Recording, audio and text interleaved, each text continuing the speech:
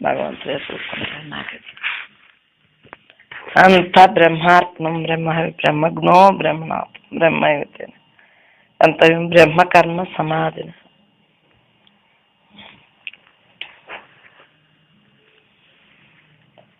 చూస్తున్నాను, ఆలోచిస్తున్నాను, అనిపిస్తున్నాను అని భావించే వ్యక్తిగత అహంకారం బాహ్యాంబంతరాలలో అనేక ఆకర్షణలకు లోనై వాసనను సృష్టించుకుంటుంది.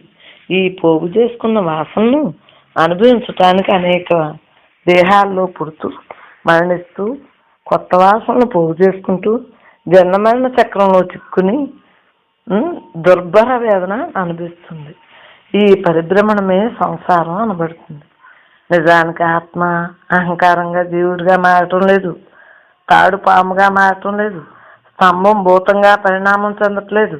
అలా మారి అనంత వేదన అనుభవిస్తున్నట్లుగా భ్రమను మాత్రమే కలుగజేస్తుంది. చెరుకు రసంతో తయారైన పంచదార నిండా ఎలా చెరుకు రసం నిండి ఉంటుందో అదేవిధంగా నాలో ఉండి ప్రపంచమంతా నాచే పూర్తిగా ఆవరింపబడి ఉంది.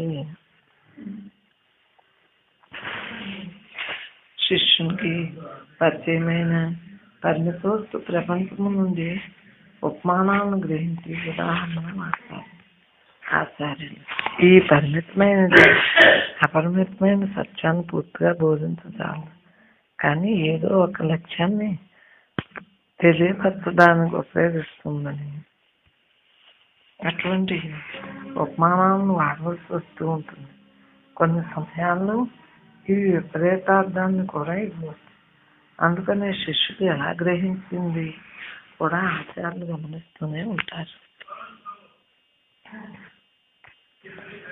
వస్త్రపు ఉదాహరణలో వస్త్రం అలా దారాల సముదాయం, దారం లేకుండా వస్త్రానికి ఉనికియే లేదు. అయినప్పటికీ దారాలు పడుగు పేకల అల్లికల మధ్య ఎంత చిన్న అయినప్పటికీ ఖాళీలు ఉండి ఉంటాయి కదా.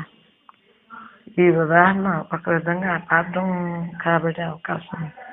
వస్త్రంలో ఉన్న సృష్టిలో కనబడే వ్యక్తులు బ్రాండ్ చైతన్యమైనప్పటికీ వాటి మధ్య ఖాళీలు ఉంటాయి కదా. అక్కడ చైతన్యం ఉండదన్నమాట.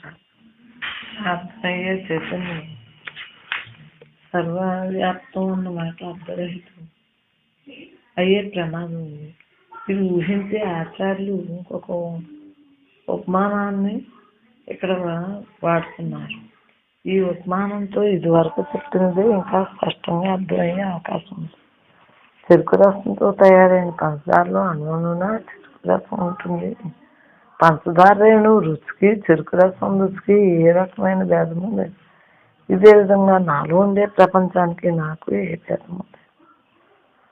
వివిధ ప్రత్యేక రూప సమన్వితంగా కనబడే ఈ విశాల విశ్వమంతా చైతన్యమేనని, రెండోదేదీ లేదని పై 3 శ్లోకాల్లో వాడిన ఉపమానాలతో శిష్యుడికి అర్థం అవుతుంది. నిజానికి ఉన్నదంతా ఆత్మ చైతన్యమే, రెండోదేదీ లేనే లేదు. అయితే ఈ ప్రాపంచిక అనుభవాలు ఎలా సాధ్యం అవుతున్నాయి? ప్రపంచం ఏ విధంగా కనిపించడం సంభవం అవుతున్నది? దీని సృష్టికర్త ఎవరు?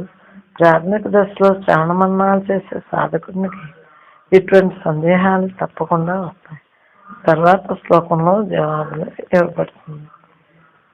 ఆత్మ గురించి ఆత్మ జ్ఞానా జగద్భాతి, ఆత్మ జ్ఞానాన్న భాసతే, తద్జ్ఞానారహితాతి, తత్ జ్ఞానాద్భాసతే నహి. అంటే ఆత్మ గురించిన అజ్ఞానంతో జగత్తున్నట్లుగా తోస్తుంది. ఆత్మజ్ఞానం వస్తే ప్రపంచం అదృశ్యం అయిపోతుంది. తాడును తాడుగా తెలుసుకోకపోవటం చేతనే పాముని భ్రమ కలగటం సంభవం అవుతుంది. తాడుని తెలియగానే పాము భ్రమ నశిస్తుంది. అనంత నామరూపాలతో ఆశ్చర్యకరమైన ఈ సృష్టి అంతా ఏ విధంగా ఉందో తెలియజెప్పడానికి వేదాంతంలో తరచుగా వాడబడే రజ్జు సర్పభ్రాంతి ఉపమానాన్ని తీసుకొచ్చారు. అధిష్టానంగా ఉన్నది తాడు అని తెలియ తెలియనిస్తున్నది. అజ్ఞానం నుండి ఉన్నది పామే అనే భ్రాంతి జనిస్తుంది. బుద్ధి ఆచరణలో ఉండిపోవటము, మనస్సు నిక్షేపం చెంది దృశ్యాలను చూస్తూ కష్టసుఖాలను అనుభవించటము జరుగుతుంది. ఈ అనుభవాలకు చెలిస్తూ ఊహాలోకాలు నిర్మిస్తూ ఈ భ్రాంతిని కొనసాగేటట్టు చేసేది మనస్సే. అనుభవాలకు చెల్లించడంతో రాగద్వేషాలు బయలుదేరుతున్నాయి. వీటి ఆధారంగా మళ్ళీ అనుభవాలు వస్తూ వాటికి చెల్లిస్తూ ఈ భ్రాంతి అనంతంగా సాగిపోతూనే ఉంది. అధిష్టానం, తెలియగానే అజ్ఞానము, తత్ఫలితమైన భ్రమ కూడా మాయమైపోతాయి. ఉన్న తాడే నిశ్చయంగా తెలియగానే సత్వము, దానివల్ల కలిగిన భయము బాధామయము అయినట్లే. ఉన్నది ఆత్మ చైతన్యమే అని తెలియని అజ్ఞానం నుండి అనుభవించేవాడు అనుభవింపబడేది విషయాలుగా గోచరించే ప్రపంచం ఉద్భవిస్తుంది. అనుభవిస్తాననుకుంటున్న అహంకారం తన ఇష్టాలతో సుఖదుఖాలతో ఈ భ్రమను పెంచి పోషిస్తూ బాధ భరించలేనప్పుడు ఈ బంధం నుండి ముక్తి కోరుకుంటుంది. ఈ భావన స్థిరపడిన కొద్దీ మనసు ఏకాగ్రత చెందుతుంది. ఏకాగ్రత నందిన మనసులో ఆలోచనల ఉద్ధృతం క్రమంగా తగ్గి ముక్తి కావాలని ఈ చివరి ఒక్క కోరిక కూడా క్రమంగా అదృష్టమైపోతుంది. ఆలోచన నశిస్తుంది, కానీ అహంకారం నశిస్తుంది. అహంకారం లేకపోతేనే ఆత్మ చైతన్యం స్వయంగా ప్రకాశిస్తుంది. ఇక్కడ ఏకంగా అక్షయంగా ఆత్మ మాత్రమే ఉంది. ఉపనిషత్తులో వాడిన ఉపమానమే జనకులు కూడా వాక్యంతో జనకుని అనుభవం ఉపనిషత్తు ఋషుల అనుభవం వంటిదేనని ఉపనిషత్తు వాక్యాలు సత్యమని రుజువుతున్నది.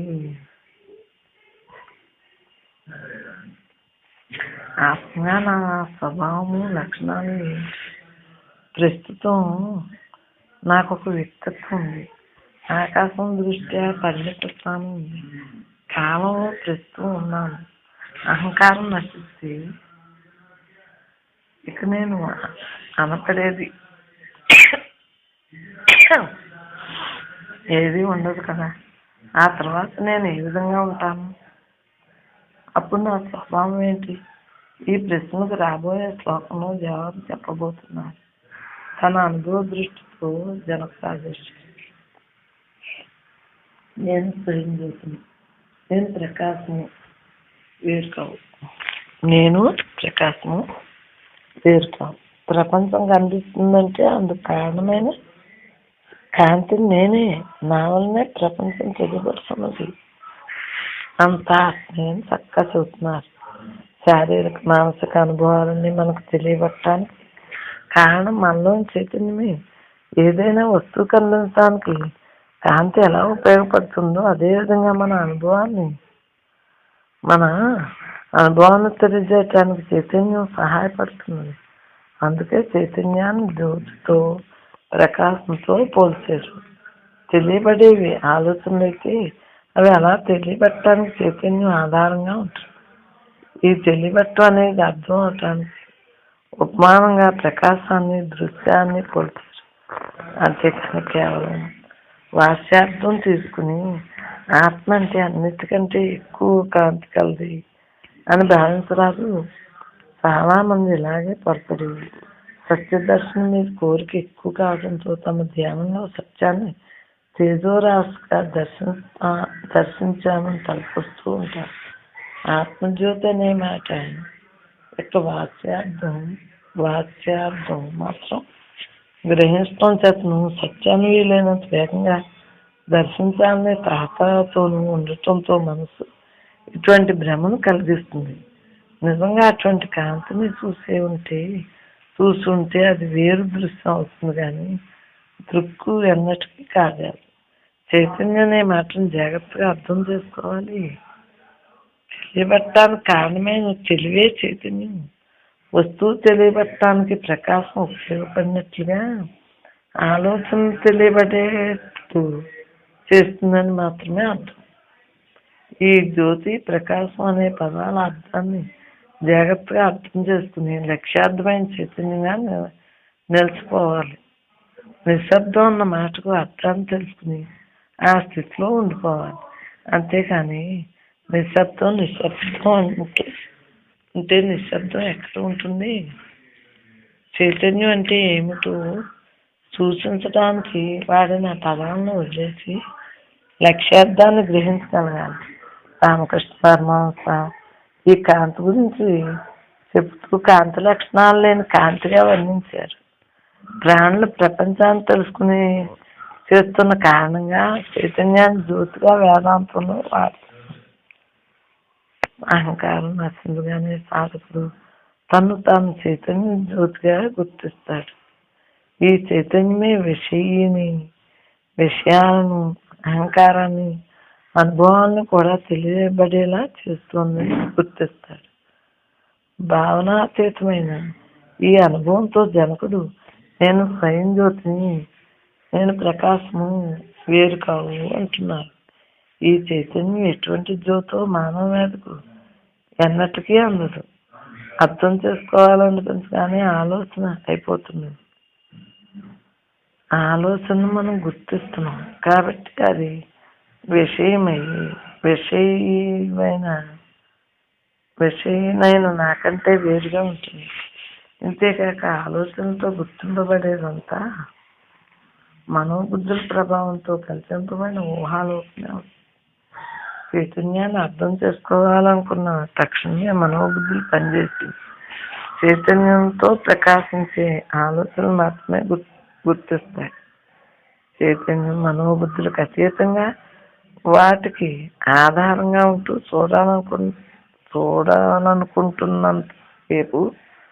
చూస్తున్నంతసేపు శారీరక అనుభవాలుగా మనోబుద్ధులు ఉద్రేకాలు భావాలుగా తెలియబడుతున్నది. చైతన్యం అంటే ఏమిటో తెలియకపోవటమే అజ్ఞానం తెలుసుకోవాలని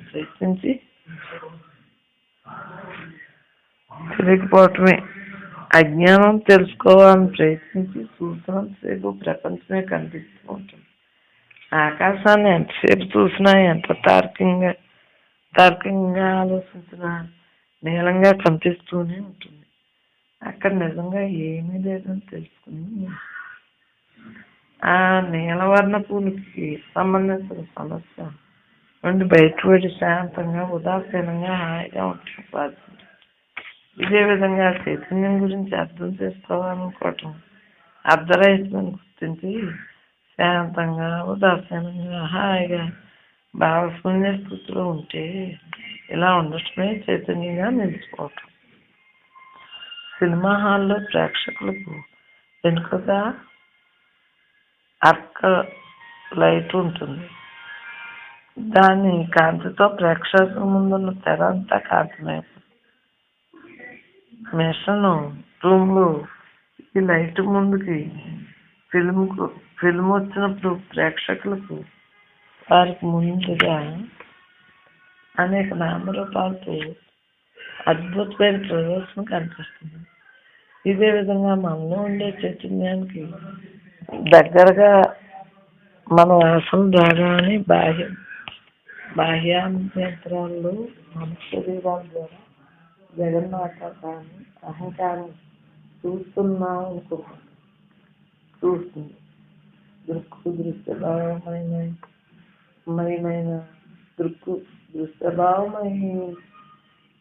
దృశ్యభావమైన ఈ మహత్వం అంతా చైతన్యం వల్ల చైతన్యంతో కల్పించబడుతుంది.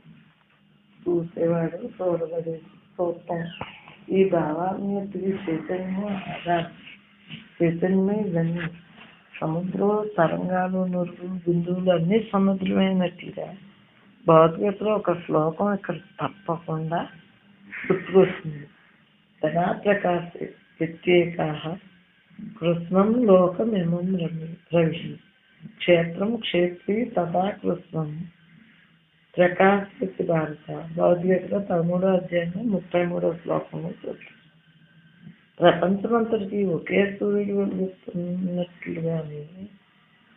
వెలుగునిస్తున్నట్లు వెలుగునిస్తున్నట్టుగానే ఓ భారత, ఒకే పరమాత్మ, ఒకే క్షేత్రజ్ఞుడు ఈ క్షేత్రాన్నంతటినీ ప్రకాశించదు. ఉపనిషత్ ఋషులు కూడా దీన్ని నొక్కి చెప్తున్నారు. ఉన్నట్టున్నదంతా, ప్రకాశించేదంతా, అనుభవించబడేదంతా ఆత్మ చైతన్యం యొక్క వ్యక్త రూపమే. సత్రూపంలో ఉనికి కలిగినట్లుగా అనిపిస్తూ చిత్రూపంలో తెలుసుకుంటున్నాను అనుకుంటుంది. సత్వచిత్తు ఆనందమే సర్వానికి ఆధారం. ఇదే సర్వం. ప్రపంచాన్ని తెలుసుకుంటున్నాను అన్న భావం చైతన్యంలోనే సాధ్యమవుతుంది. అహో అద్భుతం. ఎలా అహో వికల్పితం విశ్వం అజ్ఞానాన్మయి భాసతే సూక్ష్యం సుప్తౌ పనీరజ్జౌ వారి సూర్యకరే యదా. అహో అద్భుతం. అజ్ఞానజనితమైన భ్రమ కారణంగా ప్రపంచం నాలో భాషిస్తుంది. ముచ్చపు చెప్పులో వెండివలే, తాటిలో పాములే, ఎండమావుల్లో జన్మలే ప్రపంచం నాలో ఉన్నట్లుగా అనిపిస్తున్నది. గడిచిన 5 శ్లోకాల్లోనూ వివిధ ఉపమానాల సహాయంతో ఈ ప్రపంచం ఉన్నట్లుగా కనపడటానికి ఆత్మ చైతన్యమే కారణమని నిరూపించబడింది. కార్యమైన ప్రపంచంలో కారణమైన ఆత్మ సర్వవ్యాప్తంగా ఉన్నదని కూడా నిరూపించబడింది. మట్టితో తయారైన కుండలో అంతటా పూర్తిగా మట్టి ఉండి తీరుతుంది. అయితే మట్టి పరిణామం చెందుతున్న రూపాంతరం చెందుతున్న ఇది సాధ్యమని అనంతమైన ఆత్మ కూటస్థం పరిణామరహితం మార్పు చెందింది కనపడిన ప్రపంచానికి ఆత్మ కారణం. అంటే ఆత్మలో మార్పు సాధ్యమని ఒప్పుకున్నట్టే అవుతుంది. మార్పు చెందేది నశించి తీరుతుంది. కాబట్టి ఈ మార్పును ఒప్పుకుంటే ఇంతవరకు ఆత్మ గురించి చెప్పబడింది అసత్యంగాను, వేదాంతం తర్కసమ్మతంగాని, అసంబద్ధ ప్రలాపంగాను అనిపించక మానదు. అందుకని ఈ శ్లోకంలో జనకుడు వేదాంతము తరచుగా వాడబడి ఇంకొక 3 ఉపమానాలతో కనబడే నామరూపాత్మక ప్రపంచం కేవలం మనఃకల్పిత భ్రమ అని చెప్పుతున్నాడు. భ్రమ అధిష్టానాన్ని ఏ విధంగానూ మార్పదు. అధిష్టానాన్ని సరిగ్గా చూడకపోవటం వల్ల మాత్రమే భ్రమ ఉన్నట్లు కనిపిస్తుంది. సత్యాన్ని గ్రహించగానే ఆ సత్యం అదృశ్యమైపోతుంది. చెప్ప వెండివలే కనిపించడం, తాడును చూసి పాముగా భ్రమపట్టడం, సూర్యకాంతిలో ఎండమావలో నీరున్నట్లు కనపడటం మాకు తెలిసినవి. ఇదే విధంగా ఆత్మలో ప్రపంచం ఊహించ నేనే బ్రహ్మ, బ్రహ్మనే నేనే నీవు, నీవే నేను, అంతా నేనే అంత. ఈ దేహం నేను కాదు, నేను ఆత్మ అలా అనుకుంటా మనం ఉండాలి. జన్మ, వృద్ధి, పరిణతి, మార్పు, అపక్షయము, వ్యాధి, నాశమును షడ్వికారము లేనిది వినాశమందనిది విశ్వం యొక్క సృష్టి స్థితిలయములకు కారణమైంది నగు బ్రహ్మము నీవేని నీ మనసులో భావించుకును. నేనే బ్రహ్మను అనుకుంటా ఉన్నా. భేదరహితము, పరిణామరహితము, విస్తరంగ సముద్రము లేని నిశ్చలము, నిత్యముక్తము, విభాగరహితము నగు బ్రహ్మమవు నీవేని మనసులో భావం చేయాలి. తాను ఒక్కటి ఉండి అనేక మూర్తులకు కారణమగుంది, అన్ని కారణములనెల్లా నిషేధించుటకు కారణభూతమగుంది. తాను మాత్రము కార్యకారణములు రెండింటి కంటేను భిన్నముగా ఉండినది. అగు బ్రహ్మ పదార్థము నీవేని మనములో మన్నము చేసుకును. నిర్వికల్పము, మహత్తరము, నాశరహితమునై క్షరాక్షరములు, శరీరము, జీవుడు రెండింటికంటే నువ్వు భిన్నమైంది, నిత్యమై, అవ్యయమై, ఆనంద స్వరూపమై, నిష్కలంకమై, ఎప్పు బ్రహ్మమవు నీవేనని హృదయంలో భావించుకున్నాను. ఏది సర్వదా సత్తు ఈ సువర్ణములే నిర్వికారంగా నుండి భ్రాంతివశమున ఆ సువర్ణ వికారములకు కటక కుండలాదుల వలె నానావిధ నామరూప గుణముల వికారముల రూపమును భాషలుతుండును. ఆ బ్రహ్మమునే నీవు అని చిత్తంలో చింతనము చేయు.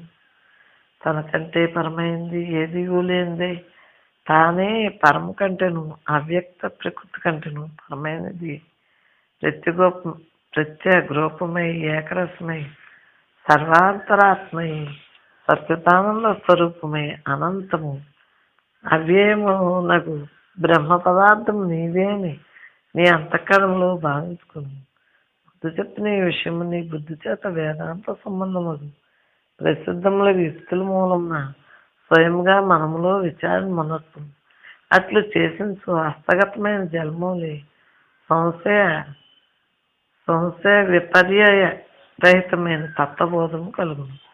సైన్యము నడుస్తున్న మహారాజులే భూతముల సంఘాత రూపములు ఈ శరీరం మధ్య ముందు ఉన్న స్వయం ప్రకాశ రూపమైన విశుద్ధ తత్వము తెలుసుకుని సర్వదా తన్మయ భావంతో నుండి దృశ్యవర్గమునంతను ఆ బ్రహ్మం నుండి విలీనం చేయము. అసత్తుల కంటే విలక్షణమే అద్వితీయమే సత్యమైన ఆ పరబ్రహ్మం బుద్ధి రూప గుహయందు విరాజలుతుంది. ఈ గుహయందు ఆ పరబ్రహ్మం తోడ ఏకరూపమై ఉండువాడు మరలా ఈ శరీర రూపమైన గుహలో ప్రవేశింపడు. అనగా అతడు మరలా జన్మను పొందడు. వాసన పరిత్యాగం ఆత్మవస్తు పరిజ్ఞానం కలిగిను. నేను కర్తను నేను భోక్తను అన్నట్టు రూపంలో దృఢంగా నిలిచింది జన్మన రూపమగు సంసారము జనన మరణ రూపమగు సంసారమును కారణమునట్టి ప్రబలమైన అనాది వాసన ఏది కలదు. దాన్ని ప్రత్యేక దృష్టితో అంతరిక దృష్టి ఆత్మస్వరూపం నందు స్థిరుడైన మానవుడు ప్రయత్నపూర్వకంగా తొలగించుకున్నాడు. ఏలయనగా లోకంలో వాసన క్షీణించుని మూలు ముక్తి అని తెలిసినారు. దేహేంద్రియాదులను జీవునకు నేను నాదేని అహంకార భావము ఏవి కలవో దాన్నే అధ్యాసము అందుకు. పండితులైన వాడు ఆత్మనిష్ట మూలమున ఈ అధ్యాస దోషము తొలగించుకోవాలి.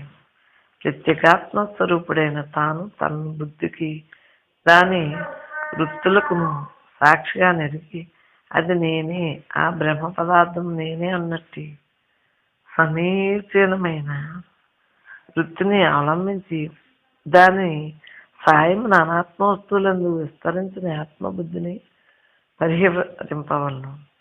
లోకవాసన దేహవాసన శాస్త్రవాసన ఈ మూడింటిని వీడి ఆత్మేంద్రి ఏర్పడిన సంసార సంబంధమైన అధ్యాపమును వీడును. లోకవాసన శాస్త్రవాసన దేహవాసన ఈ మూడింటి మూలంగానే జీవునకు కలగవలసిన విధంగా జ్ఞానం కలుగుతుంది. బ్రహ్మవేత్తలైన పురుషులు ప్రబలమైన ఈ వాసనాత్రయమును సంసారమును కారాగారం నుండి విముక్తులు పొందగోరు వాని పాదములందు తగిలి ఉన్న ఇనుప సంఖ్యలో అని చెప్పి ఉన్నారు. కాబట్టి దీని నుండి విముక్తి పొందిన వాడు మాత్రమే మోక్షము పొందును. జలాదుల సంపర్కం కారణంగా ఏదియో అన్యమైన దుర్గంధకు ఇష్టమైన పదార్థం చేత ఆచ్ఛాదితమై లోపల నడిగి ఉన్న ఆ గురువు యొక్క దివ్య సుగంధము ఆ పదార్థమును అరుగదీసియో తోమియో తొలగించని మీదట మరలా ఎట్లు స్పష్టంగా బహిర్గతము కాసాగును. అట్లే అంతఃకరణమందు నెలకొని అతీతరములైన దుష్టవాసన అను ధూళి చేత నాసాదితమై ఉన్న పరమాత్మవాసన బుద్ధి యొక్క తీవ్ర సంఘర్షం వరవిడి చేత ఆ యచ్ఛాదను తొలగిపోగా పరిశుద్ధమై చందన గంధములే స్పష్టంగా ప్రతీతము కాసాగును. ఆత్మ కాని వాని వాసనలు అనాత్మవాసన చేత ఆత్మవాసన తిరోహితమై ఉన్నది. కావున నిరంతరము ఆత్మనిష్ట వహించి ఉండటం వలన ఆయన ఆత్మవాసం నశించుటయు అప్పుడు ఆత్మవాసం స్పష్టంగా ప్రతిమొకటయు సంభవం. మనసు ఎంతగా అంతర్ముఖమవుతుందో అంతగా బాహ్యవాసనను విడనాడుతుంది. వాసన నిశ్శేషంగా ముక్తములైనప్పుడు ప్రతిబంధరహితమైన ఆత్మానుభవం కలుగనారంభించింది. అధ్యాస నిరాశం చిత్తవృత్తులు నిరోధించుకొని నిరంతరము ఆత్మస్వరూపం నందే స్థితుడయుండుట వలన యోగి అయిన వాని మనస్సు నశించను, వాసనలు క్షీణించు. కావున సాధకుడా, నీ అధ్యాస దోషము నివృత్తము చేసుకుని రజోగుణము సత్వగుణము ఈ రెండింటి చేతను తమోగుణమును, సత్వగుణము వలన రజోగుణమును, శుద్ధ సత్వము సత్వగుణమును నశించింది. కావున శుద్ధ సత్వమును ఆశ్రయించి నీ అధ్యాసమును విడనాడము.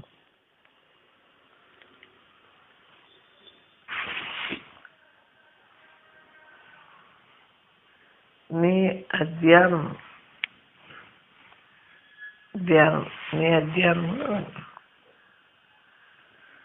ప్రారంభమే శరీరము పోషించను నిశ్చయించుకుని నిశ్చల భావంతో ధైర్యం వహించి స్వప్రయత్నంగా అధ్యాసమును వీడుము. అధ్యాస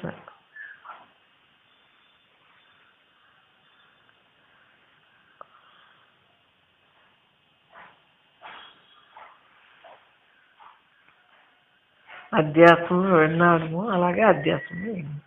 నేను జీవుని కాను, పరబ్రహ్మం నన్ను ఈ విధంగా నీలో జీవభావం నిషేధించుకుంటూ వాసనాత్రయం యొక్క తీవ్రత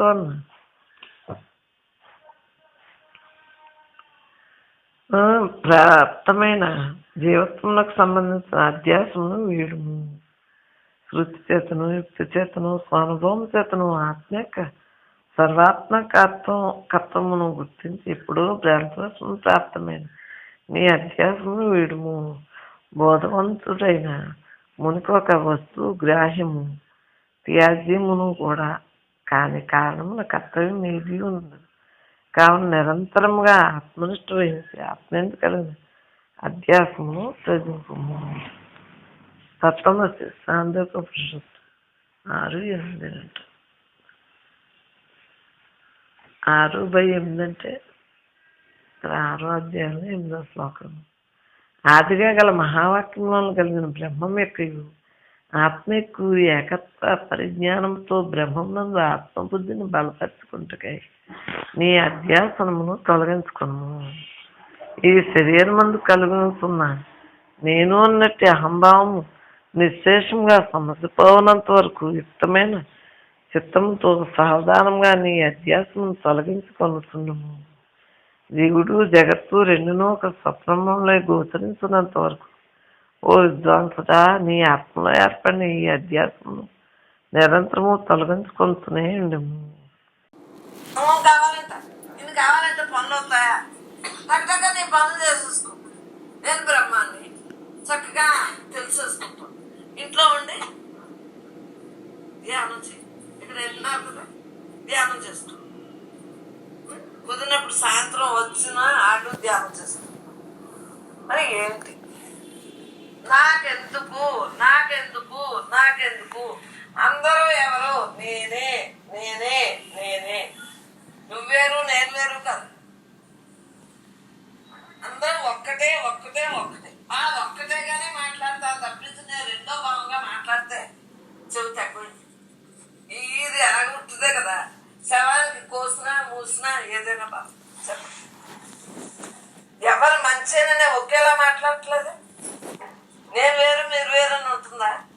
అంటే నేనే అంత అయినప్పుడు ఎవరైనా ఒకటేనరా? మీలో ఏ బ్రహ్మం ఉందో నాలోనే అదే బ్రహ్మం. నాకు అందు గురించి విడిగా వస్తారా? ఏ మాట మాట్లాడు. ఏదైనా మీరు అడిగితే మాట్లాడుతున్నాను. పుట్టినప్పుడు ఏముంది? అలా ఊరుకుంటున్నాను. కళ్ళు మూసినా కళ్ళు తెరిసినా ఊరికి ఎంచుకుంటానంటే ఇంకెందుకు? ఏ పని లేనప్పుడు ఊరుకుంటుగా ఇంకేం చేస్తా? పనేమీ లేదు. ఖాతా పుస్తకం ఖాళీ అయిపోయింది. మీకు తెలుసుకున్నారు, మీరు సత్సంగంలో తెలుసుకున్నారు, మీ ఖాతా పుస్తకం క్లోజ్. మీరే లేనప్పుడు ఇంకా మీ సోద ఏముంటుంది? నేను లేను, దేహంగానే లేను. నాకు ఏ పని లేదు. అది మనం చెప్పేదొట్టి చేసేదొట్టి కాదు, చెప్పేదే చేస్తాం, క్లోజ్ అయిపోయింది. కానీ ఏమో మాట్లాడుకోవాలన్నప్పుడు ఏయో సుత్తుకోవాలి ఆ గతానియో ఆడ మీద ఏళ్ళ మీద చెప్పుకుని డబ్బులు ఎట్టు కొనుక్కుని తెచ్చుకున్నట్టు జన్మలు ఖాయంగా తెచ్చుకుంటున్నాం. వెళ్ళి కొల్లి మీరు సుత్తుకావులు ఎక్కడికి వెళ్ళినా సుత్తుకావులు చెప్పుకునే కొల్లి పేరు. అదే పుస్తకం వాళ్ళ దగ్గరికి వెళ్ళామనుకోండి, ఆ పుస్తకం కవర్లు వస్తాయి. సత్సంగం వాళ్ళు మన సత్సంగం వాళ్ళ దగ్గరికి వెళ్ళామనుకోండి, మన సత్సంగం కవర్లు వస్తాయి. ఆలోచించుకోండి. అలా వ్యవహారంలో ఏది మానక్కర్లేదు, అన్నీ చూస్తూ చేస్తూ నడుస్తూ అన్నీ చేయండి. కానీ అంధకారంలోకి మాత్రం మీ భవిష్యత్తుని పెట్టుకోకూడదు. అధపతనానికి వెళ్ళిపోతారు. మళ్ళీ ఈ మానవ జన్మ అవుతుందని రూల్ అంటే ఏ జన్మ. అందు గురించి సత్కాలక్షేపం ఎవరితో చేయాలి, ఎలా ఉండాలి, సబ్జెక్ట్ తెలుసుకున్న వాళ్ళ దగ్గర అయితే మళ్ళీ వాళ్ళు మనం చెప్పుకుంటాం. ఈ 2 గంటలు అయ్యాక అర్థం తెలిసాక పాటే ఉంది, పడుకుంటే పడుకుంటారు, లేకపోతే సొలుకవులు వేసేస్తారు. పడుకోవటం సొలుకవులు రోజు రోజుకి ఆయుధాలు తరిగిపోతుంది. మనం ఎంత అనర్థం కొని తెచ్చుకుంటున్నారు. మళ్ళీ రేపటి వరకు సత్సంగానికి రావక్కర్లేదని శభాషణ కూర్చుంటే గోవింది కాదు. ఇక్కడ ఉన్నది శ్రవణ మనన నిధిధ్యాసనం. ఇంటి దగ్గర కూడా ఇదే ప్రయత్నంతో ఉండండి. చక్కగా తేటతెలంగా మీ హృదయాలంతా పవిత్రంగా ఉంటుంది. ఏ హృదయం ఒక్కటే, దాంట్లో తేడాలు ఏముండవు. అందరికీ ఒకటే హృదయం, అందరికీ ఒకలాగే ఉన్నాయి కాళ్ళు చేతులు. కొంత దాంట్లో నామరూపం కూడా అన్నట్టు ఉన్నాయి విధులు తయారుని బట్టి. అది పొట్టోళ్ళు పొడుగోళ్ళు ఏ ఉంటాయి కదా, మనం ఏ ఎక్కిరిపించాం కదా, ఎక్కిరిపించిన కొనాలని వస్తాయి. మనకేం చెప్తాం, మనం ఏం చేస్తాం? అయిపోయింది అయిపోయింది, కాలం విలువైంది. వదలకండి, మీ తత్వాన్ని వదలండి, పరమాత్మ తత్వాన్ని వదలకండి. అయిపోయింది కదా, అయిపోయింది. పరమాత్మ తత్వాన్ని వదలకుండా నేను భగవంతుడిని, బ్రహ్మ అనండి, భగవంతుడు అనండి, ఏదో ఒకటి సాక్షిపుత్రుడు అనండి, ఏదో ఒకటి మనం అలా బతకవలసి. లేకపోతే వృధా చేసుకుంటారా, కాలాన్ని వృధా చేసుకుంటారా? ఈ జన్మ కరెక్టు, ఈ జన్మకి ఈ దేహం ఉంటేనే కానీ తెలుసుకోలేదు మనం ఉన్న దేవుణ్ణి. 2 కరెక్టే. కానీ ఎలాగ ప్రయాణం చేయాలి, జీవన విధానం ఎలా నడుపుకోవాలి, నడుపుకునే విధానంలో మార్పు తప్పించి అందరితో ఒకటే చేయాలి. మనకేంటి తేలిక, అంతా బ్రహ్మే కదా, బ్రహ్మాధారంతో కదా ఇవన్నీ బతుకుతున్నాం. అందరూ బతుకుతున్నాం, జీవుడుగా బతుకుతున్నారు, దేవుడిగా బతుకుతున్నారు, ఏదో రకంగా బతుకుతున్నారు. ఆ లోపల ఉన్నోడు లేకపోతే ఏమీ లేదు కదా. అందు గురించి నేను నేను నేను అంటే ఏంటి, లోపల ఉన్నవాడు నేను అంటాం. ఎక్కగానే అమ్మా అనగానే నేను వస్తున్నాను ఉండు, ఉండు కొద్దిసేపు నేను వస్తున్నాను ఉండు. మరి నేను అన్నది ప్రతి దాంట్లోనే ఉందా లేదా? దేహం నేను పేరేమో వేరుగా సూర్యవతి, నా లోపల ఉన్న నేనే ఆ సాక్షి. ఈ దేహం నేను కాదు అంటే నేను కాదంటే నేను కాదు, నేను బ్రహ్మాన్ని. నేను అన్నా బ్రహ్మ అన్నా ఒకటి. అందుగురించే నేను నేనుగా ఉండిపోవటం. నేనెంత నేనేంత నేనేంత నేనే అంటే భగవంతుడు తప్పు 2. ఆ ఉన్న యథార్థంతో మనం అలా ఉండవచ్చు. ఈ లేనివాడు ఇంకెక్కడైనా ఉన్నాడా? లేని చోటంటూ ఉందా? ఈ లేని చోటంటూ ఉందా? మరి ఏదైనా ఉంటే చూపించండి. అంతా వ్యాపించున్నాడు, సర్వవ్యాపి. ఆడితో మనం ఉంటాం మానేసి మనకి ఎందుకంట కళ్ళకు కట్టినట్టే ఉన్నాడు. అంటే అజ్ఞానం వాళ్ళకేమో మేడ కనిపిస్తుంది, ఇవన్నీ కనిపిస్తున్నాయి. జ్ఞానికేంటి ఈ అనంతత్వమే అందుతాం. ఈ అనంతత్వం నాలో ఉంది, నీలో ఉందా, అందరిలో ఉందా, అందులో ఉంది. ఇంకెందుకంట విషయం మీద వ్యామోహం. ఆడితో దర్జాగా ఉంటుంది ప్రత్యక్ష దైవం. పంచభూతాలు ప్రత్యక్ష దైవం. గాలి నీరు నిప్పు ఆకాశం భూమి సూర్యుడు గ్రహాలు మొత్తం నక్షత్రాలు చంద్రుడు అసలు ఆ సృష్టిలో లేదు లేకుండా అన్ని ప్రత్యక్షంగా ఉన్నాయి కదా. మరి ఈయన్ని గమనించు. మనం పంచభూతాలతో తయారైన దేవంతో వచ్చాం కదా, దీన్ని గమనించు. చూడు ఎంత హాయిగా ఉన్నాడు. ఆడికి ఏముందో రాత్రి లేదు పగలేదు. ఎప్పుడు ఎవళ్ళు పుట్టినా ఎవళ్ళు తిట్టినా ఆడికి ఎందుకు సంబంధం ఉందా? ఏ సంబంధం లేదు. అలా నువ్వు అయ్యి ఉన్నావు కదా, అందరిలో అయ్యి ఉంది కదా, సాక్షిపుత్రుడు ఉన్నాడు కదా, అలా ఉండు. ఏమీ లేని దాంట్లో ఏమి ఉండు, ఏమీ లేని దాంట్లో ఏముందని ఒక వ్యవహారం ఉందా, ఒక వ్యామోహం ఉందా, వీటికి ఏదైనా ఉందా? సృష్టి ఉంది పంచభూతాలతోటి, ఆడి తయారుతోటి ఆధారం ఆడికి పనులున్నాయి, అందరికీ పనులున్నాయి. కానీ వీడికి పనే లేదు, ఎప్పుడు ఇలాగే ఉంటాడు. ఆ ఉన్నోళ్ళ ఉంటుంది.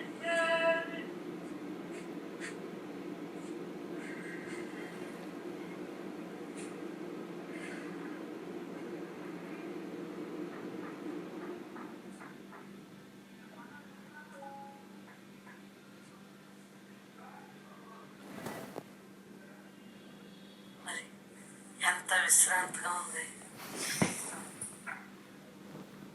వాక్కు కన్నా ఆనందంగా ఉంది. వాక్ అంటే ఆయన మాట్లాడిన వాక్కు కరెక్టే, కానీ వాక్కు కన్నా ఆనందంగా ఆ ప్రశాంతత మనలో ఉంది. ఎవరు కొనిచ్చేది కాదు, అందరిలో ఉంది, అంతటా ఉంది. ఆ ప్రశాంతతతో బతకాలి. అందు గురించి టైం వేస్ట్ చేసుకోకుండా అమ్మలో బొమ్మలో సత్సంగులు అది హాయిగా ఉన్నాను, అందరూ హాయిగా ఉంటారు. ఈ దేహం ఉన్నంత కాలం కూడా ఉండేటట్టుగా మన స్నేహం నిలబడాలి. బ్రహ్మ ఉంది. ఇంకెత్తు తేలితనం నేర్చుకున్నాక ఇంకెత్తుకు భావన. పుట్టం సాగటం ఎవరి కర్మానుసారం జరుగుతాం. కష్టమాను పుట్టుకులు సాగులు మధ్యలో ఆటిపోతుంది. దేని దానికి ఉనుకుందా చెప్పండి? ఇది కనిపిస్తుంది, మనకు కనిపిస్తాం. ఇప్పుడు ఇది ఉంది, ఇది మనకేమో కనిపిస్తాం. మరి మామూలు వాళ్ళకి దీని గొడవ లేదు. ఈ ప్రపంచం మీద ఉన్న వస్తువులు గొడవలు ఉన్నాయి. మరి ఆలోచించు. లేనట్టే పోతుందరా సృష్టి. ఉన్నది ఎప్పుడూ ఉంది. యుగాల మార్పు తప్పించి, యుగాల పేర్లు నీ పేరు మార్చుకున్నట్టే పేర్లు తప్పించి ఎప్పుడూ ఇది అనంతంగా ఎప్పుడూ ఉంది. ఆ యుగాల్లో మార్పు ఎందుకంటే ఇది కలియుగం. ఈ యుగంలో కొంత కల్తీలు ఇవన్నీ ఈ రకాలు జరుగుతున్నాయి, మోసాలు ఇవన్నీ. ఈ యుగాన్ని బట్టి యుగంగా ఉంది, ఆ యుగాన్ని బట్టి ఆ యుగంగా ఉంది. నడతలో మార్పు. కానీ యుగం అంటే ఏదైనా బట్టే కదా. వారం ఆది సోమ మంగళ బుధ లక్ష్మి శుక్ర శని. మరి వారం అన్నది అలాగే ఉంది. రంగులు నలుపు తెలుపు ఎరుపు అనేక రంగులు ఉన్నాయి. అంటే అక్కడ మీరు ఆలోచించు. ఏదైనా మనం ఒక్కటేగా ఉన్నాము అన్నది ఆలోచించు. రంగులు అంటున్నారు, ఏ రంగు అయితే ఏంటి? మరి మనసుకి అసలు లేనిదేంటి, ఉన్నదేంటి? నువ్వు కల్పించుకుంటున్నావు, గడిబిడి చేసేసుకుంటున్నావు, నీ మనసుని అల్లకల్లోలం చేసేసుకుంటున్నావు.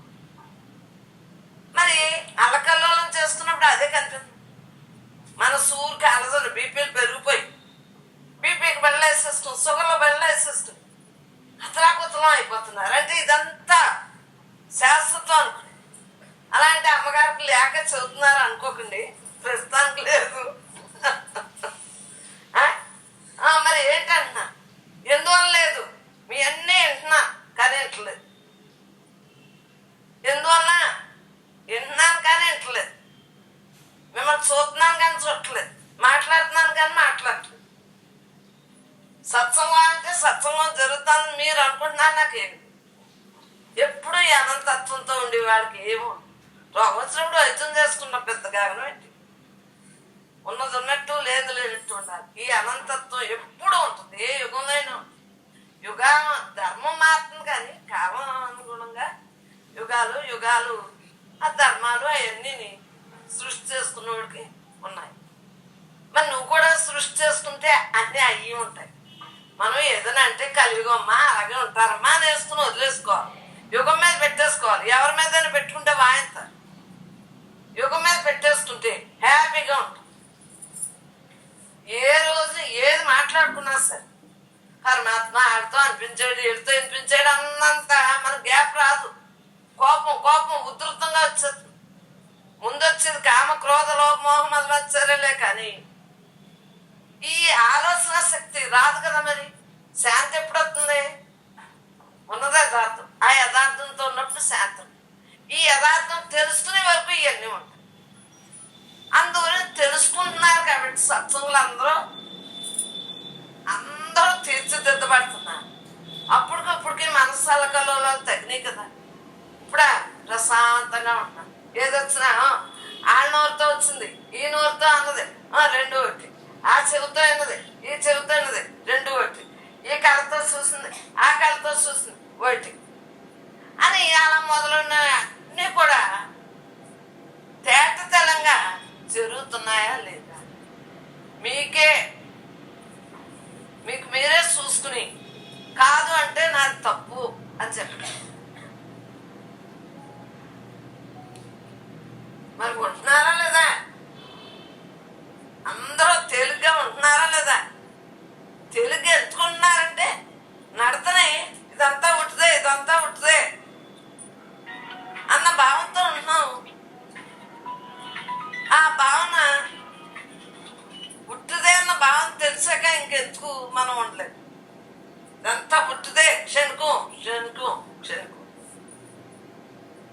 ఈ రోజు ఉంది, మరి నిన్నటి రోజుని బరువుగాను. కానీ ఈ వేళ రోజు వచ్చేటప్పటికి నిన్నటి రోజు ఎందుకు తేలిగ్గా అయింది ఆలోచించుకోండి. ఇప్పుడు నిన్నటి రోజు నిన్న బరువుగానే ఉంది మనసు పెడితే. కానీ ఈ రోజుని ఎందుకు నిన్నటి రోజు తేలికైంది? నిన్న తిట్టించుకున్నప్పుడు ఇంక అసలు అని చంపేయాలన్నది కోపం వచ్చింది తిట్టినప్పుడు. కానీ ఈ రోజు నిన్నటికన్నా తేలిక ఎందుకైంది? ఆ విషయం వలన ఎందుకు తేలికైంది? నిన్నటికి ఈ వేళకి మార్పింది. కాలగమనంలో అనేక జన్మలు ఎత్తాం. ఇదేదో పెద్ద విడ్డూరా, ఇంత పెద్ద సత్యరిచంద్రులాగా కౌలు చదువుతున్నాం. అదేంటి ఏ టైంలో అది ఒదిగి ఉండాలి, తప్పదు కాక తప్పదు. ఏది చేసుకొస్తే దాన్ని మనం తీసేది కాదు. ఇది దానికి వంచి ఉంటే అయ్యపోతాయి, వంగిపోవాలి. అన్నీ అయ్యే వచ్చిన అయ్యపోతాయి. నాకది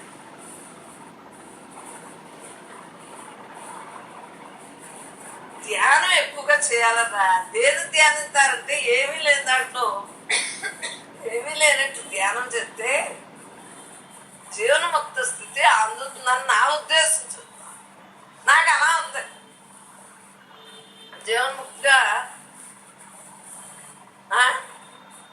జీవన్ముక్తిగా ఉంటారు అన్న ఉద్దేశంతో నేను ఏదైతే ఆచరిస్తున్నానో అదే మీకు చెప్తున్నాను. నాకు తెలియంది నాకు ఎలా చెప్పగలను? తెలుసుందే చెప్పగలను. ఎంత రిలాక్స్గా ఉందో. వాళ్ళెవరు? నేనెవరో వాళ్ళైనా నేనైనా ఎవరు ఏం మాట్లాడినా అంతా ఉంటుంది. ఇంత విషయాలు ఏం చేస్తున్నాయి? ఈ విషయాల వల్ల జన్మలు పొంది తెచ్చుకున్నట్టు, డబ్బులు ఎట్టుకున్నట్టు అవుతుంది. వాటిని కుదించే ఎలాగా ఏముందమ్మా అంత ముందు చేసుకొచ్చాం, అనుభవిస్తున్నాం. ఏంటి బాగా బాధ అనిపిస్తే అలా లేకపోతే అనుకుంటే వాళ్ళెంతో మనం అంతే అంతే. మనం మాత్రం తిట్టలేదా? ప్రతి ఒక్కళ్ళు మనమే పెద్ద గొప్పవాడు. మనం తిడతాం, వాళ్ళు తిడతారు. చెల్లు మరి ఆలోచించుకో. ఏదైనా బ్రహ్మం తప్ప రెండో మాట లేకుండా ఉండాలి. మీ ఆలోచన విధానమే కాదు, మీ కాలగమనంలో కాదు, ప్రతీది కూడా పరమాత్మ తప్ప రెండో భావం లేకుండా ఉన్నప్పుడే మనం పరమాత్మగా బతుకుతాం. అసలు తలపోటు వచ్చింది, గుడ్డ వచ్చింది, గోదావరి వచ్చింది, క్రితంలో ఉన్న ప్రారంభానుసారంగా వచ్చినవి తప్పదు. తప్పదు అట్లు వైద్యం చేసుకోవచ్చు. పెద్ద పెద్దవి వస్తాయి కదా, క్రితంలో గోల్డ్ ఉన్నాయి కదా మనకి. లేకపోతే అసలు పుట్టం. ఇప్పుడు పుణ్యం పాపం శత్సకం అయితే మన ఇష్ట జన్మంట, లేకపోతే పుడతామంటే. అందు గురించి మనం ఇప్పుడు ఎలా ఉండాలి? ఇప్పుడు రాకుండా చేసుకోవాలి. ఆగాం తయారవు. ఇప్పుడు రాకుండా చేసుకోవాలంటే ఏదొచ్చినా మనకెందుకు, నీకెందుకు, నాకెందుకు, మనకెందుకు, ఆ పాటలో తేలిక ప్రతి దాన్ని ఈజీగా బతికెట్టు. పొద్దుడుదా ఇప్పుడు అసలు ఏం చేస్తాను నాకు గుర్తులేదు. మీరు అడిగితే మళ్ళీ వచ్చేస్తాయి వాక్యాలు. మరి గుర్తులేదు, అడిగితే వస్తాయి. ఏంటి కారణం? మళ్ళీ ఆ బ్రహ్మే మాట్లాడుకుంటుంది. నాకెందుకు? ఆ బ్రహ్మే చూస్తుంది, ఆ బ్రహ్మే చేస్తాను. ప్రతి దాన్ని కూడా ఉన్నది యథార్థం. ఆ యథార్థంతో మనం ఉండాలి తప్పించి విడిగా దేని ఎందు లేని జీవితాన్ని ఉందనుకున్నంతది తప్పు ఇంకోట్లేదు. ఈ జీవితమే లేదు. భ్రమ భ్రమ భ్రమ. ఈ భ్రమలోనే మనం బతుకుతున్నాం, ఉంటున్నాము, తింటున్నాము, మాట్లాడుతున్నాం. ఈ సృష్టి అంతా మనం తయారు చేసుకుంటే మళ్ళీ జన్మకొచ్చి మళ్ళీ అనిపించాం. అసలు దీంట్లోనే మనం లేకుండా చేసేసుకోవాలి. ఆ యథార్థంతో ఎల్లవేళ్ళ ఉండాలి. ఎల్లవేళ్ళ యథార్థంతో ఉంటే ఇంకా దేని ఎందు ఏముంటుంది? కానీ వ్యవహారంలో అన్నీ చేసుకోవాలి. దేహం ఉన్నసేపు అన్నీ తేలిగ్గా చేసేసుకోవాలి. మనసు పరువులు లేక ఏది మానితే ఏది కుదురుతుంది? ఆకలిస్తే తింట మానుతున్నావా? చెప్పండి. నిద్ర వస్తే నిద్ర మానుతున్నావా? ఏది మానట్లేదు. సిరాగత్తి ఇంకో 4 సార్లు స్నానం మానుతున్నావా? చెమటలు పడితే అది ఏది మానట్లేదు. కానీ అదంతా దేహానికి సంబంధించి. నీకు ఏదైనా ఉందా? దేహం నువ్వు కాదు కదా, నీకెందుకే పనిమాల పనుల. దేహం లేనప్పుడు, దేహం నువ్వు కానప్పుడు ఉంది దేహం కనిపిందాం, కానీ దేహ భావం లేదు. నేను దేహాన్ని ఏమీ అంటలేదు, దేహ భావం తీయమన్నాను కదా. ఈ దేహం నువ్వు కాదు, నువ్వు ఆత్మ అని చెప్తున్నావు. భావన వేయడమన్నావు కానీ దేహం పడిపోయేటప్పుడు ఎలాగా పడిపో. పంచభూతాల్లోంచి వచ్చింది, అది ఎలాగ ఖాళీ అయినప్పుడు ఖాళీ అవుతుంది. అయితే ఎప్పుడైపోతుందో అప్పుడు ఎలాగవుతుంది. అంతవరకు భావన వేయడం. అప్పుడు ఎలాగా దేహాన్ని మనం ఉంచుకున్నా ఏముంచరు మన జీవుడు తప్పుకున్నాక. అందు గురించి మనం ఉన్నది ఉన్నట్టు లేదు లేనట్టు ఉండాలి. ఉన్నదేంటి? భగవంతుడు. భగవంతుడు తప్ప రెండోది లేదు. నువ్వు మాయా మాయా మాయా అనుకుంటే మాయ మహత్యాలే ఉంటాయి. బ్రహ్మం బ్రహ్మం బ్రహ్మం అనుకుంటే బ్రహ్మ మహత్యం ఉంటుంది. బ్రహ్మ మహత్యం వల్లేమో తేలికతనం వస్తుంది. మాయ మహత్యం వల్లేమో అంత జన్మలే కాయి. ఇప్పుడు సుఖంలో మళ్ళీ జన్మలో వచ్చింది. మరి ఆలోచించు, ఏది కావాలి అని పెట్టుకోండి గోలు. సత్సంగానికి వచ్చాను, నేను జన్మరాహిత్యం నా గోల్ అనుకుంటున్నాను, నేను అదే గోల్లో ఉంటాను అని మాకు ఉండటం. ఇంకా మీ ఆలోచన విధానాన్ని అంతా మార్చుకోవాలి. మరి తేలికతనం ఎప్పుడు వస్తుంది? నాకెందుకు? చూస్తున్నానా, వింటున్నానా, మాట్లాడుతున్నానా, చదువుతున్నానా, నువ్వు అంటున్నానా, అంటున్నానా, సరే ఏదైనా టచ్ ఉందా? ఎందుకు టచ్ లేదు? పైకి ఊరికే ఉన్నాం, లోపల మాత్రమే ఏమి లేదు. గుల్ల గుల్ల లోపల ఏది చూసినా కూడా ఈ తాటతో చూస్తాం కాబట్టి, అంటే బ్రహ్మభావంగా చూస్తాం కాబట్టి ఎవరు చూసినా పెద్ద ఆలోచనలు ఎక్కువ రావు. మీ దృష్టిని బట్టే కదా సృష్టి. మీ దృష్టిలో తప్పు ఉంటే వాళ్ళని తప్పుగా భావించదు ఇతరులు. కానీ చక్కగా నేను బ్రహ్మాన్ని, మీరు బ్రహ్మే, నాకు ఎలా అవయవాలన్నాయి మీకు అలాగా. కానీ ప్రారంభంలో మారు. మీ ప్రారంభానుసారంగా మీకు జరుగుతుంది, నా ప్రారంభానుసారంగా నాకు జరుగుతుంది. ఎవరు తెచ్చుకున్న సంచులు వాళ్ళే ఇప్పుడు చక్కగా ఏడుతాయినా నవ్వగొట్టం ఉండదులే, అంతే ఏడుపులే కదా. సంచులు మరి మూటలో తెచ్చుకున్నాం, ఆ మూటల పని ఇంకా మళ్ళీ మూట అనేది తయారు చేసుకోకుండా మనం ఉండాలి, ఉంటున్నాం, ఇంకా బాగా ఉండాలి. నేను ఎలా ఉన్నానో మీరు అలా ఉండాలి. నేను తయారు చేసుకోను, నాకైతే ఏ దశ వస్తే నాకైతే ఎప్పుడు ఉండేవాడు ఈడే, ఆడెప్పుడు ఉన్నాడు ఉన్నట్టే ఉంటాడు, నాకు ఏ సంబంధం లేదు. అప్పుడు ఉన్నాడు, ఎప్పుడు ఉన్నాడు, ఎప్పుడు ఉన్నాడు. ఈ అనాది ఆ కాలంలో ఉన్నాడు, ఈ కాలంలో ఉన్నాడు, ఇప్పుడు కాలంలో ఉన్నాడు, గతించినప్పుడు ఉన్నాడు. ఈ అనాది ఇప్పుడు ఉన్నాడు, వర్తమానంలో ఉన్నాడు, భవిష్యత్తులో కూడా ఈ అనాదే ఉంటాడు. మరి నాకెందుకు, నీకెందుకు, మనకెందుకు? సో వ్యవహారంలో మనం ఎలా ఉండాలంటే చెయ్యి, ప్రయత్నం చెయ్యి, వదిలే, దాని మూలంలోంచి పెగిలించే, ఏళ్లలోంచి తీసే, ఏళ్ళలోంచి పీకిపాడే. అది ఆనందో బ్రహ్మ ఎప్పుడు అందుతుంది. నువ్వు ఆనంద స్వరూపం. నీకు 100 రకాల సోదు ఉందనుకో, నీకు పని ఎలా అవుతుందే? నీకు ఆసమ బోసమ కవులు కావాలంట, నీకేమో సత్సంగం కావాలంట, ఇన్ని కావాలంటే పనులు అవుతాయా? కూటస్థ బ్రహ్మ ఇంకెంతసేపు బ్రహ్మ చైతన్యం తోటుంటే సంసార బంధం లేదు కదా, జన్మల ప్రాప్తి లేదు కదా. బ్రహ్మ చైతన్యంగా ఉండిపోవాలి. ఇంకా బంధం లేదు, దుఃఖం లేదు, హాయిగా ఉన్నారు. దుఃఖం అంటే మన మనసును కించపరుచుకుని బా ఎంత బాధే, కష్టపెట్టమే దుఃఖం. హాయిగా ఉన్న సుఖాన్ని వదిలి దుఃఖం పట్టుకున్నాం. అవిద్యా క్షేత్రంతో ఉన్నాం. అవిద్య అంటే అజ్ఞానం, కారణ శరీర ప్రభావం. అదిని తమోగుణ లక్షణమే, ఇంకే భావన లేదు. సత్యవస్తు బ్రహ్మని తెలుసుకుంటే బ్రహ్మమయమైపోయి ఇంకా దుఃఖం నశించిపోతుంది. జగత్తు బ్రహ్మం, అంతా బ్రహ్మే. ఇంకా ఈ భూమి, ఆకాశాలు, సూర్యుడు, చంద్రుడు, నక్షత్రాలు మొత్తం అన్నీ బ్రహ్మే అని తెలుసుకున్నాక ఇంకేముంది? దుఃఖం నశించిపోయింది. దేహం నేను అనుకోవటం వల్లనే కదా దుఃఖం వచ్చింది. దుఃఖభూయిష్టమైన ఈ ప్రపంచ విషయాలన్నీ నేను అనుభవిస్తున్నాను, ఇవన్నీ సుఖంగా ఉన్నాయని భావించడం వలన ఇవన్నీ అనర్థం అనేది తెలియదు కదా. భ్రమని తెలియక ఏడ్చింది. దేహం నేను, దేహం నేను.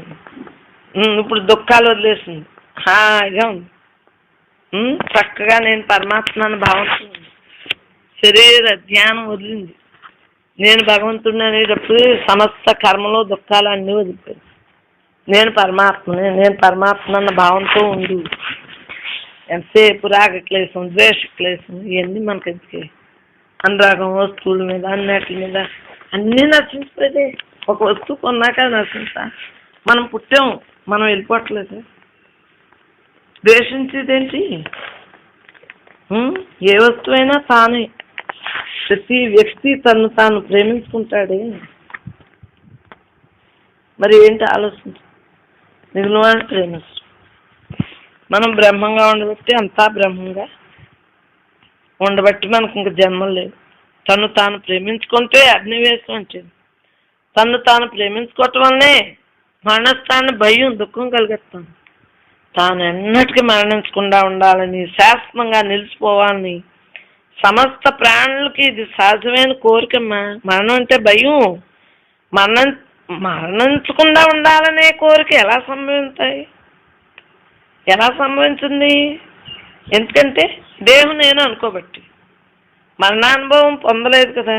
అయినా సరే దేహం నేనన్న భావంతో ఉండటం, పుట్టిన దగ్గర నుంచి ఇంక వెళ్ళిపోయే వరకు ఏదో అనిపించద్దా, ఏదో అనిపించదు. ప్రతి జీవికి జన్మలో ఖాయం దేహభావన ఉన్నవాడికి అని తెలియలేదు పాపం. నేను పరమాత్మ, నేను పరమాత్మ అంటే ఖాయం కాదని తెలుస్తాను. మరణం అంటే భయం, అందు గురించే పాపం తెలియక. నువ్వు పుట్టావు, మరణంతావు, నీకెందుకే మరణ భయం? నీకెందుకే? అజ్ఞానులకు మరణ భయం ఉంటుంది. చక్కగా ఆనందంగా ఉంటాడు జ్ఞాని. మరణ భయం ఏమీ లేదు. నేను ఎన్నటికీ సావకుండా ఉండాలని కోరుతారు పాపం. ఎంతసేపు కూడా నేను పరమాత్మ అన్న భావన లేకే కదా.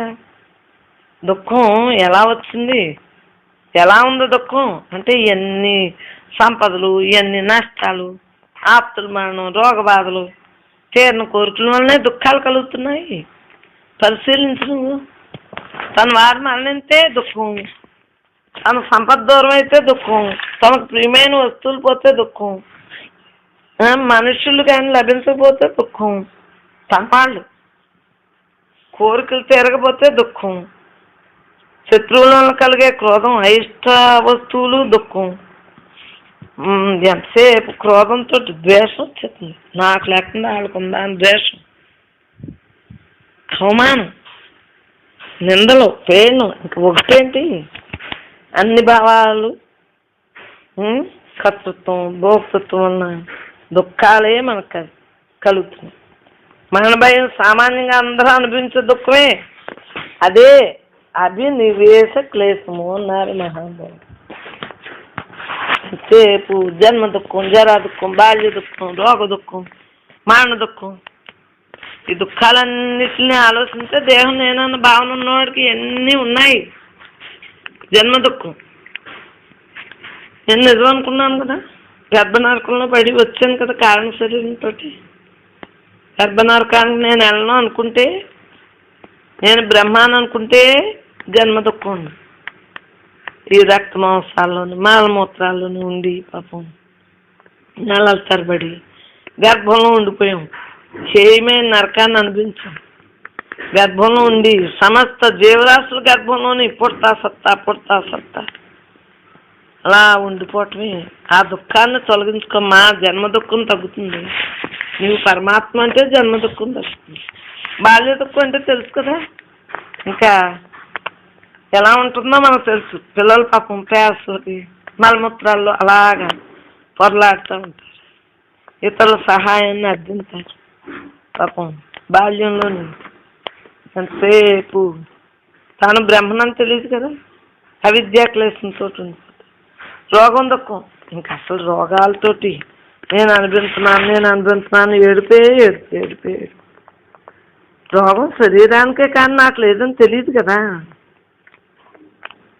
దేహం నేను అనుకోబట్టి రోగ దుఃఖం వచ్చింది, జరా దుఃఖం, తీరిన కోరికలతో, అనుకూలించిన పరిస్థితులతో శరీరాలన్నీ శిథిలమై ఇతరుల సహకారం లభించిన స్థితిలో ముసలితనంతో ఇంకెంతకన్నా ఏముంది? ఆ దుఃఖానికి ఎంత ఉందా? అలా ఉండిపోతా. మరణ దుఃఖం, ఇంకా మరణ దుఃఖం అంటే తీరదు. తను మరణించాలని భయం. ఇతరులు మరణించేనేమో రాగట్లేదు, తను మరణించేటప్పటికి ఇంకా దుఃఖం. అవిద్య ఇదంతా నిత్యం అనుకోండి బట్టి కారణ శరీరం భ్రమలు ఇవన్నీ. మూల కారణం ఏంటంటే కారణ శరీరం నేను అనుకోవటం వలన, ప్రపంచం నిజం అనుకోవటం వలన, బంధాలు నిజం అనుకోవటం వల్లనే కదా ఇలాంటి దుఃఖాలు కలుగుతున్నాయి. బంధం లేదు, దుఃఖం లేదు. నేను పరమాత్మని చక్కగా ఉండిపో, జీవుడు బ్రహ్మమే అన్నది గుర్తింపులో ఉండి జీవ బ్రహ్మైక స్థితితో ఉండిపో. అనంతమైన జన్మలను సమస్తమైన దుఃఖాలను కలుగజేసి కేవలము కారణ శరీరమే అని తెలిసింది. ఇంకా నీకు ఇంకో దుఃఖం దేని ఎందు ఉండదు, కారణ శరీరం ద్వారానే ఉంటుంది. అమ్మా, ఆత్మ విచక్షణ జ్ఞానం తెలుసుకో, నీకు దుఃఖాలు లేకుండా ఉంటావు. ఇది ఆత్మ, ఇది అనాత్మ. నిర్గుణంగా, నిరాకారంగా, అవ్యక్తంగా ఉండేదాన్ని బ్రహ్మం అన్నాం. బ్రహ్మం అంటే సృజనాత్మకమైన శక్తితో ఉంటుంది, శక్తి స్వరూపం. చిత్తు శక్తి అంటే మాయ అంటాం, శక్తి అంటే మాయ. సృజనాత్మకమైన శక్తి అంటే భగవంతుడు. బ్రహ్మం యొక్క సృజనాత్మకమైన శక్తితో ఉండి ఈ శక్తిని మాయతో ఉండి మూల ప్రకృతి అంటున్నాం దీన్ని. అప్రాప్రకృతిని, అవిద్యని, అజ్ఞానమని, చీకటని, అసత్తని, అనాత్మని, మిథ్యని, దృశ్యని, క్షేత్రని అనేక పర్యాయ పదాలు ఉన్నాయి. అంతసేపు బ్రహ్మం అంటే పురుషుడు, పరాప్రకృతి, విద్య, జ్ఞానం, వెలుగు అన్ని దానికి వ్యతిరేకమైనవి అన్నమాట. ఆత్మ, సత్తు, సత్యం, ద్రష్ట, క్షేత్రజున్న అన్న దాన్ని బ్రహ్మానికి పర్యాయ పదాలు. మరి మాయను బ్రహ్మాన్ని వేరుపరచడం ఎలాగా మాయ ఇట్టిది అట్టిది అని నీకు రోజు రోజుకి నీ బ్రహ్మత్వంతో అందుతుంది. నేను పరమాత్మ అన్నప్పుడే తెలుస్తుంది. బ్రహ్మానుభవం కలగనంత వరకు నీలో ఉన్న చైతన్యం చుట్టూరు ఆవరించిన అవిద్య తొలగనంత వరకు నీకు నువ్వు మాయని బ్రహ్మాన్ని తొలగించలేవు, వేరే చేయలేవమ్మా. ఎంత నిజం అనుకునేవాడికి ఏం తెలుస్తుంది చెప్పు? వినాలి. శ్రవణ మనన నిధిధ్యాసులతోటి పక్క నేను ఆత్మని ఇదంతా అనాత్మ అని విడదీయటం అర్థమవుతుంది. శ్రవణ మనన నిధిధ్యాసులతోటి ఆత్మనాత్మ విచక్షణ తెలుస్తుంది. ఇది వేరు ఆత్మ, అంతా ఆత్మగానే చేసేస్తాం. అనాత్మ కూడా ఆత్మ అయిపోతుంది. పాలు నీళ్లు రెండు కలిసిపోయింది, ఇంక రెండు అనాత్మ లేదు ఆత్మ లేదు. అంతా బ్రహ్మ విద్య ద్వారా పరమాత్మతత్వం తెలిసింది. శరీరమేమో అనాత్మ, శరీరే ఆత్మ. మరి శరీరమే ఆత్మ, శరీరియే ఆత్మ, శరీరమే అనాత్మ, దేహమే అనాత్మ, దేహియే ఆత్మ, క్షేత్రమే అనాత్మ, క్షేత్రజ్ఞుడే ఆత్మ, అవిద్య అనాత్మ, జీవుడే ఆత్మ అని తెలియాలి. మాయాజనకమైన సృష్టి అనాత్మ, అంతర్వ్యామిగా వ్యాపించున్న బ్రహ్మ చైతన్యమే ఆత్మ, మూల ప్రకృతి అనాత్మ, బ్రహ్మమే ఆత్మ అని ముందు ఆత్మ ఇది అనాత్మ అని తెలుసుకోవాలి. అప్పుడు మనకి తెలియబడుతుంది. శంకరాచార్యుల వారు ఈ 4 చెప్పారు. మరి సాధన చతుష్ట సంపత్తి ఆత్మ అనాత్మ ముందు తెలుసుకోవాలి విచక్షణ జ్ఞానంతో. నువ్వు ఎవరు ఏంటి, నువ్వు ఆత్మ కదా, ఈ అనాత్మగా నువ్వు ఎందుకు ఎడుతున్నావు అని తెలుసుకుంటేనే మనకు అర్థమవుతుంది. ప్రపంచం అనాత్మ, నీలో ఉన్న భగవంతుడు ఆత్మ. ఇలాగా ఇది ఆత్మ ఇది అనాత్మ అని ఆత్మతత్వంతో తెలియపెడతాం. సకల చరాచర జగత్తు మాయ ద్వారానే ఉంది. అనాత్మ అంటే ఆత్మకాంది అని అర్థం. ఆత్మకాంది అనగా బ్రహ్మ చైతన్యం కానీ మాయాజంత స్వరూపం అని గ్రహించు. మహానుభావులందరూ ఇలా చెప్పారు. ఈ జగత్తంతా కూడా శక్తి యొక్క సమ్మేళనమే కదా అని చెప్పారు. బ్రహ్మజ్ఞానం కలుగునంత వరకు కూడా ఆటంకపరిచేస్తుంది మాయ. బ్రహ్మం తెలిసాక చక్కగా ఉంటుంది. మాయ యొక్క స్థావరం గురించి మనకు తెలిసింది, బ్రహ్మ చైతన్యం గురించి తెలిసింది. మాయ బ్రహ్మంలో ఉంది అని తెలుస్తుంది. ముందు విడదీసి దాన్ని చక్కగా దేవునితో ఉండాలో మనం తెలుసుకున్నాక ఆ తర్వాత మాయపై బ్రహ్మ యొక్క ప్రభావం, లోనున్న బ్రహ్మ చైతన్యం ప్రభావంనే మాయారూపంలో శరీరంలోని 24 తత్వాలుగా పనిచేస్తానని తెలుస్తుంది. అంతే, బ్రహ్మ చైతన్యమే అంతా నిండి ఉందని తెలుస్తుంది. శరీర పరికరాలని ఊరికే విభజించి మనం ఏంటి ప్రతిదీ బ్రహ్మ చైతన్యంతో కదా, ఇవన్నీ సాక్షిభూతులుగా ఉండే కదా జరుగుతున్నాయని తెలుసుకోవాలి. బ్రహ్మ చైతన్యంగా మిగిలిపోవాలి మనం. మాయతోటి ఏమీ లేదు. మాయ అంటేనే మాయమయ్యేది. కారణ శరీరం అమ్మా, అవిద్యమ్మా జీవుని కప్పించింది. తాను పరమాత్మ అనే విషయం మరిపించేస్తుంది. శరీరమే తాను అనుకుంటుంది. శరీర ధ్యాసతో కలుగుతుంది. ఇంకా కలుగుటమే ఇంక 24 గంటలు దేహవాసనతో, లోకవాసనతో, కర్తృత్వ భోక్తృత్వంతో నేను దేహాన్ని ఏడుతూ ఉంటుంది హాయిగా.